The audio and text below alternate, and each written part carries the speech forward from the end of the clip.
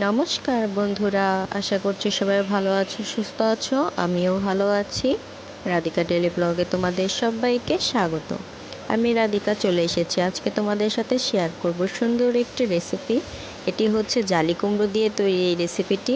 দেখে হয়তো অবাক হচ্ছে এটি কীরকমভাবে তৈরি করেছি, চলো তোমাদেরকে দেখাচ্ছি। প্রথমত এখানে আমি একটি জালি কুমড়ো নিয়ে নিয়েছি। এটিকে আমি 4 ভাগের 1 ভাগ কেটে নিয়ে নেব।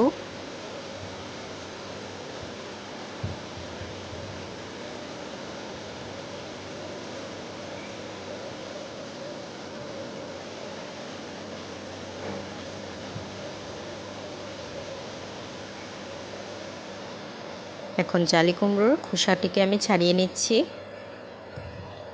খোসা ছাড়ানো হয়ে গেছে। এই পর্যায়ে আমি ছুরির সাহায্যে জালি কুমড়োর মধ্যে যে বীজ রয়েছে বীজ অংশটুকু কেটে ফেলে দিচ্ছি। এখন একটি গ্রেটারের সাহায্যে জালি কুমড়োটিকে সুন্দর করে গ্রেট করে নিচ্ছি। গ্রেট করা হয়ে গেছে। এখন এ পর্যায়ে আমি বড় সাইজের একটি আলু নিয়ে একই পদ্ধতিতে গ্রেট করে নিচ্ছি। আলুটিও গ্রেট করা হয়ে গেছে। হাত দিয়ে চেপে চেপে সুন্দর করে রসগুলো বের করে নিতে হবে।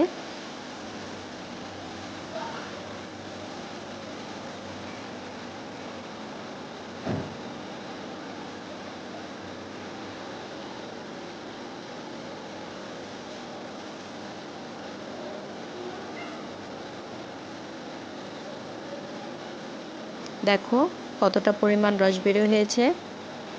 আর এই যে আমি এগুলো নিংড়ে নিয়েছি। এখন হাত দিয়ে ছড়িয়ে দেখাচ্ছি। দেখো কতটা ঝরঝরা হয়েছে। এখন আমি এখানে 2টি পেঁয়াজ কুচি অ্যাড করে দিচ্ছি। কুচানো কাঁচামরিচ, ধনেপাতা কুচি, আদা রসুন বাটা,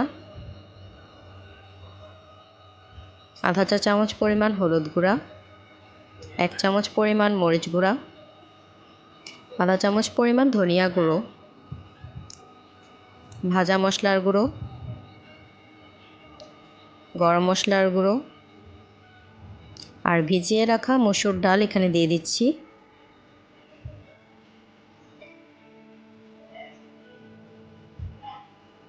এখন আমি স্বাদ মতো লবণ দিয়ে দিলাম। আর 3 থেকে 4 চামচ পরিমাণ বেসন দিয়ে দিচ্ছি। এখন সুন্দর করে সবগুলো উপকরণ মেখে নেব।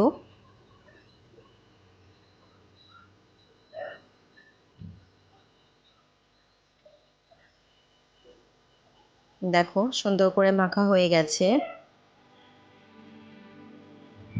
হাতে নিয়ে যখন দেখবে বুড়ার মতো একটি শেপ দেওয়া যাচ্ছে, তখন বুঝতে হবে মাখাটি সুন্দর হয়ে গেছে। এখন আমি একটি কড়াইতে পর্যাপ্ত পরিমাণ তেল দিয়ে দিচ্ছি। তেলটি গরম হয়ে আসলে এই পর্যায়ে আমি বড়াগুলো ছেড়ে দিচ্ছি।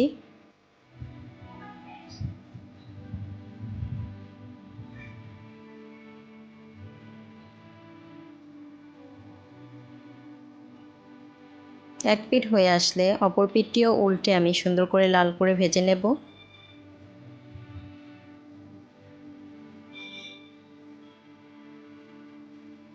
চুলার আঁচটিকে মিডিয়াম ফ্লেমে রেখে বড়াগুলো ভাজতে হবে, কারণ বেশি বাড়িয়ে দিলে বা বেশি পরিমাণ তেলটি গরম হয়ে গেলে উপরের সাইডটা লাল হয়ে যাবে বা পুড়ে যাবে, ভিতরটা কাঁচা থেকে যাবে।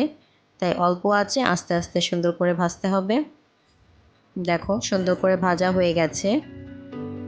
এখন আমি একটি ছাঁকনির সাহায্যে তেল ছেঁকে নিচ্ছি। তৈরি হয়ে গেছে আমাদের জালি কুমড়ার সুন্দর একটি রেসিপি। এই রেসিপিটি তোমরা বিকেলের নাস্তা হিসেবে পরিবেশন করতে পারো। জালি কুমড়ো দিয়ে এত সুন্দর মুখরোচক একটি নাস্তা তৈরি করা যায়, এটি হয়তো তৈরি না করলে বুঝতেই পারতাম না। আমার কাছে কিন্তু দারুণ লেগেছে, তোমরা অবশ্যই ট্রাই করবে। আমি একটি বড়া ভেঙে দেখাচ্ছি। দেখো উপরটা অনেকটাই ক্রিস্পি হয়েছে আর ভিতরটা একদম জুসিনেস। এটি কিন্তু সসের সাথে অনেক ভালো লাগবে। আর যদি ভিডিওটি ভালো লেগে থাকে অবশ্যই লাইক, কমেন্ট, শেয়ার, সাবস্ক্রাইব করে আমার চ্যানেলটির পাশেই থাকবে। ফেসবুক পেজ থেকে দেখে থাকলে অবশ্যই ফলো করবে। সবাই ভালো থাকবে, সুস্থ থাকবে।